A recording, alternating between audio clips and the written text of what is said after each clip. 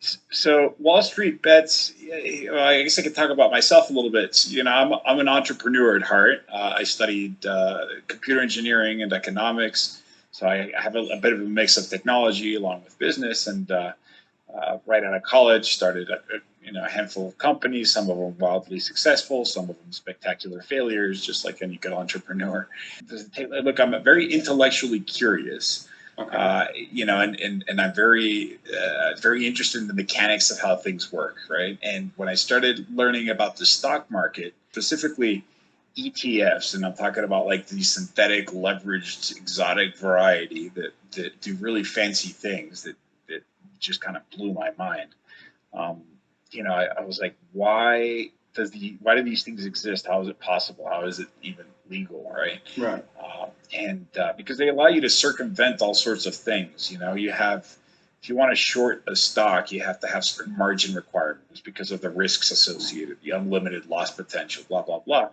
But you could just purchase a share of an inverse ETP and you offload that risk to somebody else. And oftentimes you can buy leveraged versions of that. So it's, 2x or 3x the amount. And then you can buy stock options on top of that, which, this leverage is pretty crazy. So to me, I was like, wow, this is pretty nuts, right? And so I took this approach of saying, I'd love to start a community that can discuss these things and point out some of the absurdities that exist in the market and start some interesting dialogues. And I'd say that I've never anticipated the growth that this has had, and it's transcended beyond just a website or a forum or a subreddit. Now it's like an idea with varieties on different countries, India street bets and Korea street bets and silver street bets and has Satoshi street bets and all sorts of different things. Everyone does street bets now on all platforms, and that's pretty cool. One of the good things that happened out of this entire chapter was that you had a lot of attention on this. So now regulators, had conversations, congressional hearings, and you had a lot of attention on this matter. Hopefully they'll be able to fix that. But I also believe that it's not just the government's job to fix that. I think that the individual people are also capable of doing that by exerting pressure on the system. And I believe they're doing that in the crypto world, right? The crypto world is something that's already figured that out. It's technologically possible to settle something instantly or quickly, at least. So you're now working on a decentralized app? That's correct, yeah. Can you tell us a little bit more about it? What's it all about? And what's your plan? But what I'm doing now is working with this group that's creating a decentralized organization, a DAO, a DApp, whatever, where people buy these WSB DApp tokens and they become part of a governance and they're able to vote on things and they're able to exert control over this organization.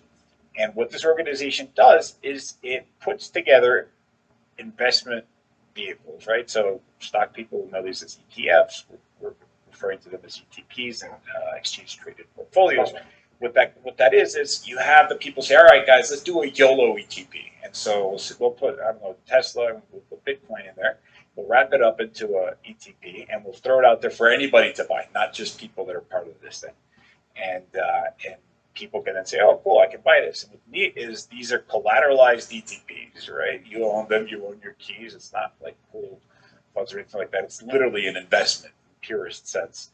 And it combines both equities and crypto. And in fact, once you get into equities, you can really get into pretty much all investment vehicles because equities include ETFs, which include things from the crazy VIX thing that I was talking about earlier, to mortgage-backed securities, to metals, to energies, to all sorts of different things. And even cooler than that is we can expand outside of just U.S. equities.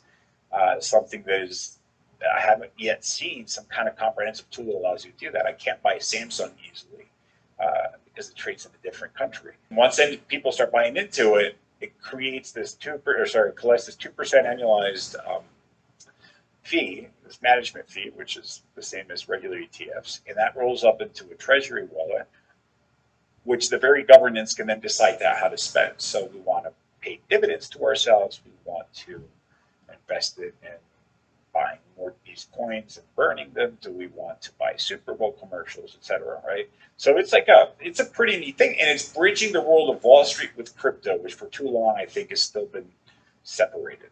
That the whole idea of the stock market isn't just a short squeeze. Like everyone's really excited about doing that, whatever, and they keep. I think it's going to be a fad that's going to kind of wither down. But the process of price discovery, of providing liquidity to a market, is good in every sense of the word. It's an actual productive activity. And so having underlying securities being purchased or sold along the way is a really important component of this, because it makes everything real. Now you have people that are voicing their opinion and equally empowered.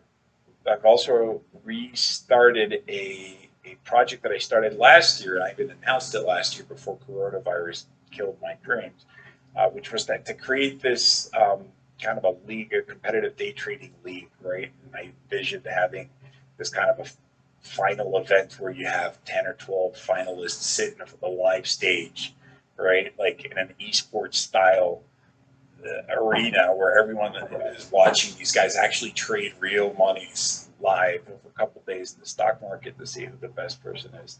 And kind of just taking things to the extreme. Everyone talks about how everything's gamified. Well, let's turn it into a game. Why not, right? Like,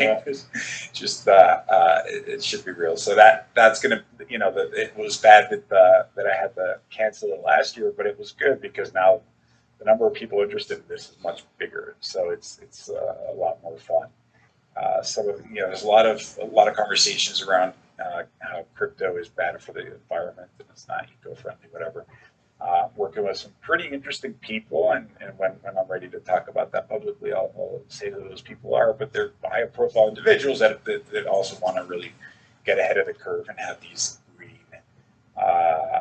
mining operations that are able to support the crypto in a way that's sustainable. Are you following the debate on green Bitcoin mining and what's going on in China? Oftentimes when you see these conversations saying, no, you're killing the environment, global warming because of your Bitcoin, and I just stop and I think about it a little bit and I say, so how much, how bad is it for the environment when you print money, right? Like, well, you have to kill a tree to get the paper, right? It's not paper, but whatever the materials for. You got to get your printing presses up. You got, all that stuff burns, and then you have to get your truck that drives it with gasoline to the bank, and then the bank ATM machine goes to the store, and then the truck has to go back to the store, pick it up, and take it back to the bank. Like, to me, it's like, all right, I don't know the numbers, and I'm sure that somebody's already studied this, but it's kind of silly that the crypto community is one of the very few, or the crypto industry is one of the very few industries that has to kind of like post, their carbon, emission numbers, right? When all the other ones don't. I think it's just I